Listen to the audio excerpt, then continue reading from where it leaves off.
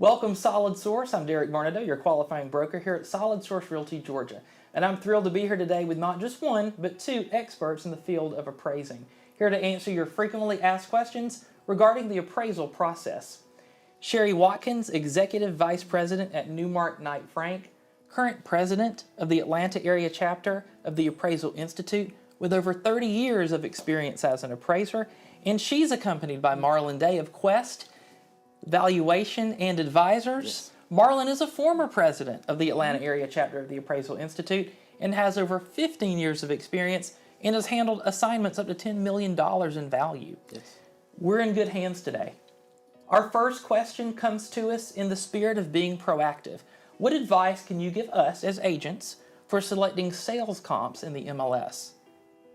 Well, first, you should pick sale comparables that are the most similar to your property. Similar in size, similar in age, and located in as close proximity as possible to your property. Same subdivision, in a perfect world, they would be next door neighbors, but that rarely happens. Yeah, and I would definitely agree. It would be best if you selected comparables as close to your property as possible. And from a residential standpoint, we'd also look at making certain that you bracket your property. You want something a little bit larger, a little bit smaller, and something similar size. In a perfect world, that would also be beneficial. That's interesting. I've never heard the term bracket before. So appraisers would look to do that when they are selecting their sales comps. Correct. We'll look to bracket with a smaller house, a larger house, and something around the same size, just so that from an adjustment standpoint, you can create a better range of adjusted values. I have a question. Is it true, this may be a myth, but is there a magic book? Is there a book somewhere or some list of adjustments that appraisers look at when they are, for example, adjusting for a half bath or adjusting for a garage? Is there such a specific formula out there? No, there is not a magic book.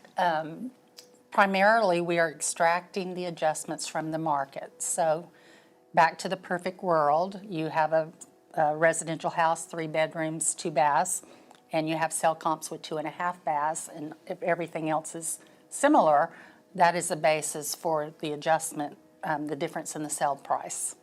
But Marlon? Yeah, in today's world, in 2019, it's a little bit different. Today we use a lot of analytics, especially from our MLS or FMLS makes it easy for us to export data. So nowadays you have residential appraisers are more data driven. So we're exporting all of your listing information from various properties in Excel form, and we're doing match paired analysis, we're doing market extraction. So it's more of a mathematical process of developing adjustments today with access to all the data that we have. So just to clarify, you don't have a magic book hidden somewhere in the backseat of your car. That doesn't exist. No longer. There's no more magic book. So I have a question for both of you. So hypothetically, let's say that I'm the listing agent, okay? We get a contract, the contract is accepted. I'm clever, so I take the lockbox off of the door so that way I can meet you at the property. Now my goal is not to shadow you through the property. I don't want to inhibit your job, but not only do I meet you there, but I also have an appraiser's package. Now, in my package that I've beautifully prepared, I've got a list of updates to the property. I've got a copy of the sales contract.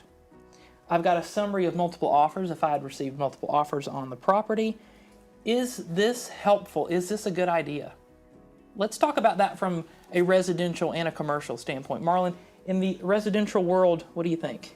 I think the information is definitely beneficial. The more information that we can have that might not, especially information that might not have been available to us. If there's been recent renovations at your property and you've got the list and breakdown and cost of those renovations and other work that the homeowner has done, that information obviously wouldn't be available in multiple listings. So, and if there's some additional sales that you have that may not have been updated in MLS yet, or the appraiser just may have overlooked some sales that you thought were most relevant, and you have reasons to think why they are relevant and comparable, that information is definitely beneficial to the appraiser. And now I would also recommend emailing. Most appraisers on the residential side would like that information in electronic format. But if you have it in a nice package when we get there, we'll take that as well, and we'll put it in our work file.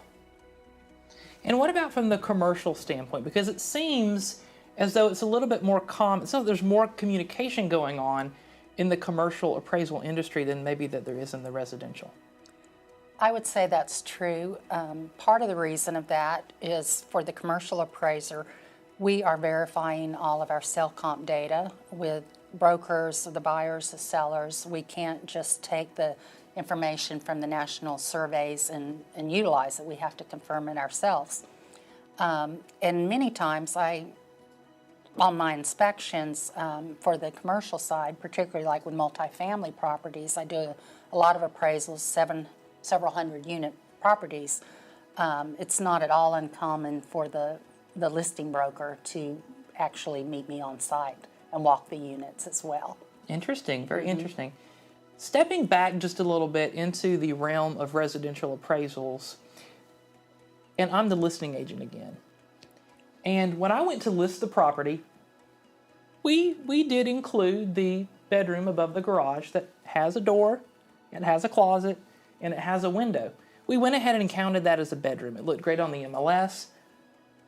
It may or may not be considered a bedroom when the appraisal report comes back. Is the definition of a bedroom a little bit more than just having a door and a window and a closet? Can we talk about that? Sure. The functionality of the room is very important. For instance, when I bought my house, it had a bonus room, and the listing agent called it a bonus room, and it truly was a bonus room to me because there was no bathroom. You did have to walk down the stairs to a powder room, but you had to walk further down the hall to get to a full bathroom. Gotcha. So I did not consider that a bedroom as a buyer either.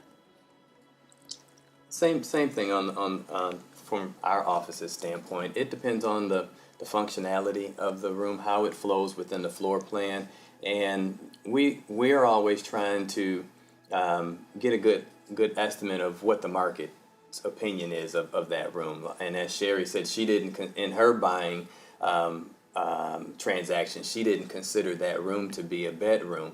And those are things we're looking for. So if it has a window for safety purposes, if it has a door, and it does have a closet or an armoire, something for clothing storage, oftentimes it's going to be considered a bedroom. But then also you have to keep in mind, from an adjustment standpoint, most appraisals aren't adjusting for bedroom variances these days. It's only time you're adjusting for bedrooms is if there's a huge gap. Like if your market is 3 to 4 bedrooms and your property falls within that 3 to 4 bedroom range, then we consider everything to be inclusive within the gross living area. So it's only oftentimes when the market is 3 bedrooms and your home has 5 bedrooms that it really plays an impact on adjustments.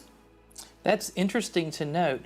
One question that oftentimes comes into play when we go to list a property are unfinished, or finished basements rather, but a finished basement where maybe there was or maybe there wasn't a permit obtained. Is this something that could impact the appraisal? Is this something that you would go looking to confirm, for example? No, we don't consider ourselves permit inspectors, so we don't go and contact county offices to find out if your basement has been permitted. From an appraisal standpoint, when we're walking through, we observe things that are readily observable. So since we're not trained home inspectors either, or property inspectors, so we're walking through and we're just looking at the fit and finish. We're looking at the quality of construction, and we're looking for the safety aspects of the basement. And we'll make adjustments, and we'll determine the adjustments based on market data. But once we look at market data, we'll determine where we feel that your basement fits within that range. If it was completed by licensed contractors that did permits, okay, where your basement may have a finish consistent with your above grade area. And then again, there's oftentimes some of us that do the weekend warrior deal.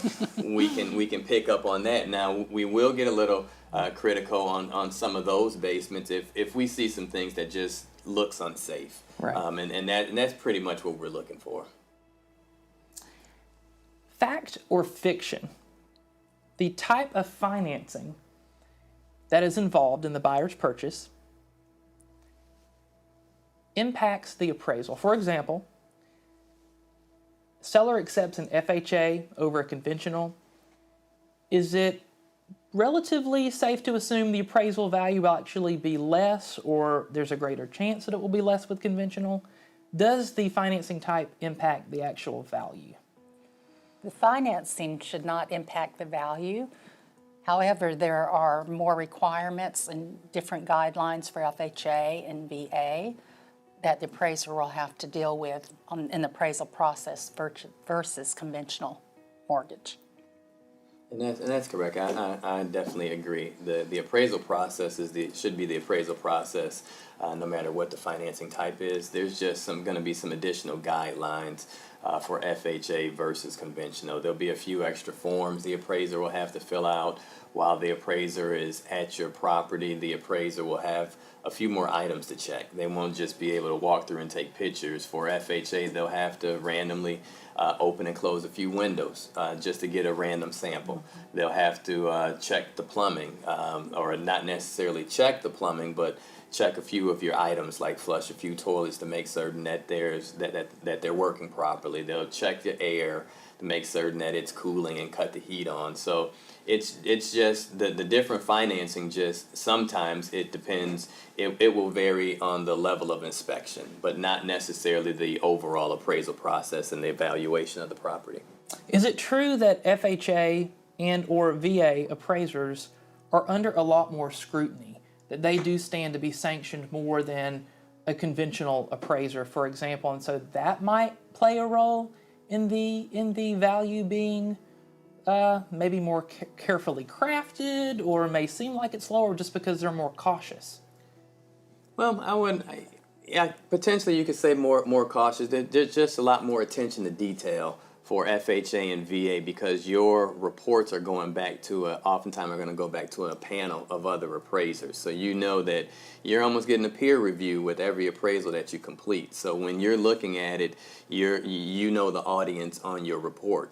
So that may make an appraiser pay a little bit more attention to detail to the comparables that they select. They may make certain that they're more precise on their adjustments. So I would not necessarily say that there's more scrutiny, but since you know your report is going to be viewed by another appraiser, you're going to make certain that you're putting out a good work product.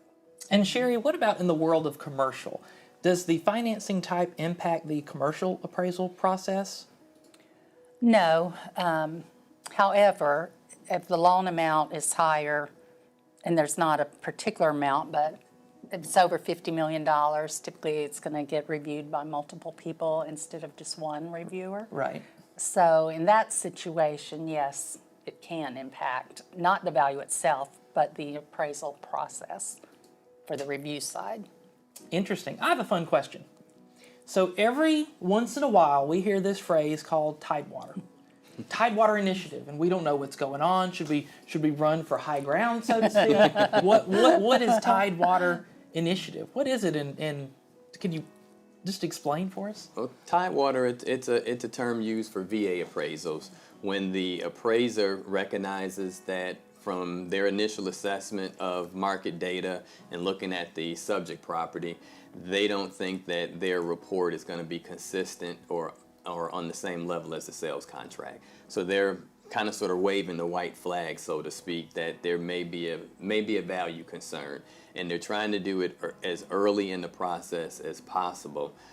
So that way, what we do want to avoid is just hammering through putting a report together. You see that it's not going to make value, and you see you might be $10,000 below sales contract. You do the report and you send it in anyway, and let other people deal with it. Well, on the VA side, they like to be more proactive, and they want to let everybody know where we're at in the process, and if there's going to be an issue, you want utilize the Tidewater Initiative, or some call it Tidewater Protocol.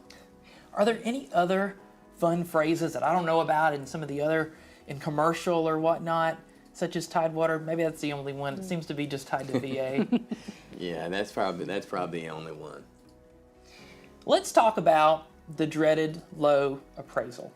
It's not fun from time to time, even though we may try to be as proactive as we possibly can be with our sales comps up front, but we get that appraisal that's below the sales price. What can we do? What is the best practice for us? Well, on the commercial side, we have the lender is typically our client, and so anything that's going to be fed to us, particularly if there is a dispute about value, is going to come through the lender. So the listing agent, if there's additional information, if they've seen a copy of the appraisal and they have an issue with some of the comp data, certainly they should provide more information, but they need to be selective about the information. We don't want to get bombarded with, here's 20 comps that you need to consider. Right. But I had a situation like this recently with a commercial property. It was multifamily, and the property owner, of course, wanted a higher value, and they had actual information about some of the cell comps that were utilized in the appraisal, and it was helpful information that they provided. And I did actually eliminate one of the cell comps in the report because there was information that they provided that when we verified the sale, we were not given. So that was helpful, but it gets channeled to us ultimately through the lender. They shouldn't be calling the appraiser directly. That's a good point, because communicating with the appraiser, that communication, there's been a myth in the past that we as agents should not communicate with the appraisers. It's probably the type of communication that's more important. Of course, we shouldn't bully or try to sway the actual appraisal, but the communication, as long as we're providing helpful information, that is a good thing. Marlon, is there anything that you would like to add just from the more of the residential side in terms of challenging the appraisal? I think it's the same as on the commercial side. Our client is the lender, and it works best for all the data to funnel through the lender, and then the lender can hand that back to the appraiser. So that way we follow all the proper protocol. And from a residential standpoint, I think it's beneficial to always keep in mind of looking for comparables as close to the property as possible, making certain that we stuck to the original guideline of what was considered comparable and what wasn't considered comparable, because oftentimes what we see on the residential side is sometimes, like Sherry said, you may see a panic if the appraisal's not meeting the sales contract price, and we get bombarded with a lot of data. A lot of data, and sometimes that's a little overwhelming to the appraiser, and you have to be considerate in terms of always considering if you passed over something, because what we see sometimes is maybe you've utilized some comparables that are in a totally different school district, but it supports the sales contract price. So we just want to remain consistent with our initial sales comparable search guideline in that process, and and it's great to have that communication open, because again, like I said, our office does both residential and commercial, so we see the benefit from working with the agents on the commercial side. So we try and bring a lot of that on the residential side, and it does help, and it does ease a lot of the tension between agents and appraisers. So I would definitely recommend to keep that line of communication open. I don't think there's anything wrong, and I know from our office, for having conversations with the agents, because we're supposed, as appraisers, we're just reporters. We're reporting what's going on in the market, but we need the agents to give us the information, because you guys have more firsthand information, because you work directly with buyers and sellers. So as appraisers, we need to communicate with you to find out what's going on.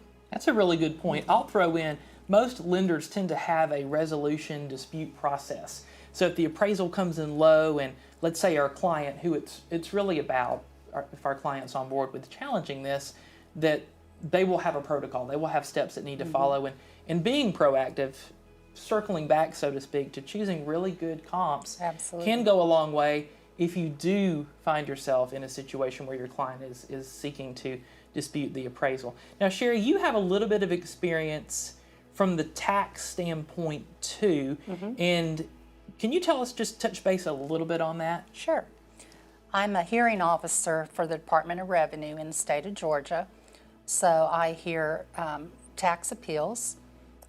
Predominantly it's commercial, but I did have a situation recently where it was a residential appeal and the taxpayer had just purchased the house and he was wanting to dispute the assessment, but the assessed value was already below what he had just paid for the house. Oh. So that's kind of a hard case to make for an appeal. But also in Georgia, we have to have uniformity in the tax assessments. And so it is important that your neighboring properties, what are they assessed at? Is your house assessed at a much higher price than your neighbor's? That is also a basis for appeal. So it behooves the property owner to do a little bit of homework in that situation. Now, is it much different with commercial? No, it's similar. Also, there has to be equity, but what happens is if the assessor is doing a reassessment in a neighborhood, residential or commercial, then let's just pick a number out of the sky here. Let's say it's $100 per square foot. That gets applied arbitrarily to every industrial property, every home in the neighborhood, whatever. And your house may not be worth $100 a square foot. Maybe it's smaller, maybe it's older, maybe it's got some deferred maintenance issues, whatever. So it is something for a property owner to consider. Very interesting. I believe that we may have a question from our viewing audience at home. So what if we have a for sale by owner who chooses to list their property at 10 to 15% above appraised value? Marlon and Sherry, I would say that for any seller, not just a for sale by owner, who chooses to list their property for a higher price than what the market actually shows us it's for, it kind of goes back to being proactive. Are we setting ourselves up for failure?